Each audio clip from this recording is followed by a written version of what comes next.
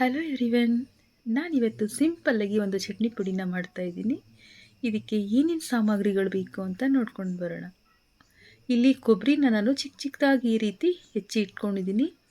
ಹಾಗೂ ಒಂದು 8ರಿಂದ 10 ಮೆಣಸಿನ್ಕಾಯಿ ತೊಗೊಂಡಿದ್ದೀನಿ. ಮತ್ತು ಹುರ್ಗಡ್ಲೆ ಅಂದರೆ ಪುಟಾಣಿ ಅಂತ ಹೇಳ್ತಾರಲ್ಲ ಅದು, ಕಡಲೆ ಬೀಜ ಹಾಗೂ ಅರಿಶಿನ ಪುಡಿ ಮತ್ತು ಉಪ್ಪು. ಮೊದಲಿಗೆ ನಾನಿಲ್ಲಿ ಒಂದು ಪ್ಯಾನ್ನ ಬಿಸಿ ಮಾಡೋಕ್ಕೆ ಇಟ್ಕೊಂಡಿದ್ದೀನಿ. ಅದಕ್ಕೆ ಕಡಲೆ ಬೀಜನ ಹಾಕಿ ಚೆನ್ನಾಗಿ ಇದನ್ನು ಫ್ರೈ ಮಾಡ್ಕೊಳ್ತೀನಿ. ಇದು ಚೆನ್ನಾಗಿ ಫ್ರೈ ಆಗಬೇಕು.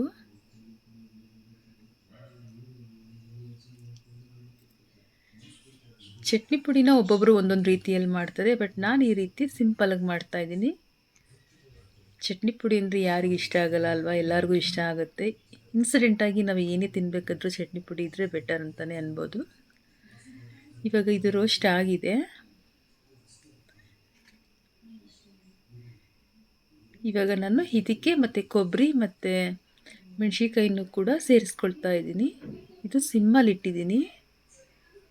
ಸ್ವಲ್ಪ ಬಿಸಿ ಆದರೆ ಸಾಕು. ಇದು ಏನು ಫ್ರೈ ಆಗೋದೇನು ಬೇಡ. ನಾನು ಇವಾಗ ಇದನ್ನು ಸ್ಟವ್ನ ಆಫ್ ಮಾಡ್ಕೊಳ್ತಾ ಇದ್ದೀನಿ. ಸ್ವಲ್ಪ ಆರಲಿ ಇದು. ಅದ್ರ ಜೊತೆಗೆ ನಾನು ಪುಟಾಣಿ ಕೂಡ ಹಾಕ್ಕೊಳ್ತಾ ಇದ್ದೀನಿ. ಸುಮ್ಮನೆ ಹಂಗೇನೆ ಇದು ಸ್ವಲ್ಪ ಬಿಸಿ ಆದರೆ ಸಾಕಾಗುತ್ತೆ. ಇವಾಗ ಇದೆಲ್ಲ ಚೆನ್ನಾಗಿ ಆರಿದೆ. ನಾನಿಲ್ಲಿ ಒಂದು ಮಿಕ್ಸಿ ಜಾರಲ್ಲಿ ಹಾಕ್ಕೊಳ್ತಾ ಇದ್ದೀನಿ.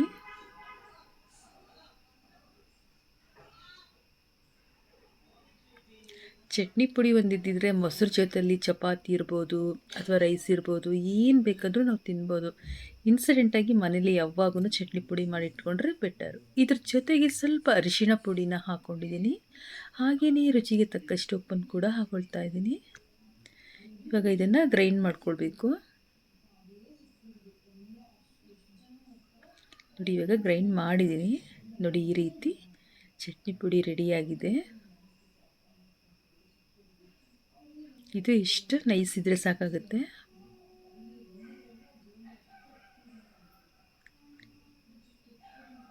ಈ ರೀತಿ ಚಟ್ನಿ ಪುಡಿನ ಮಾಡಿ ಸ್ಟೋರೇಜ್ ಮಾಡಿ ಇಟ್ಕೊಳ್ಬಹುದು. ಇದು 1 ತಿಂಗಳು 2 ತಿಂಗಳವರೆಗೂ ಇರುತ್ತೆ, ಹಾಳಾಗೋದಿಲ್ಲ. ತಕ್ಷಣಕ್ಕೆ ನಾವು ಉಪಯೋಗ ಮಾಡ್ಕೊಳ್ಬಹುದು. ಟೇಕ್ ಕೇರ್, ಬಾಯ್.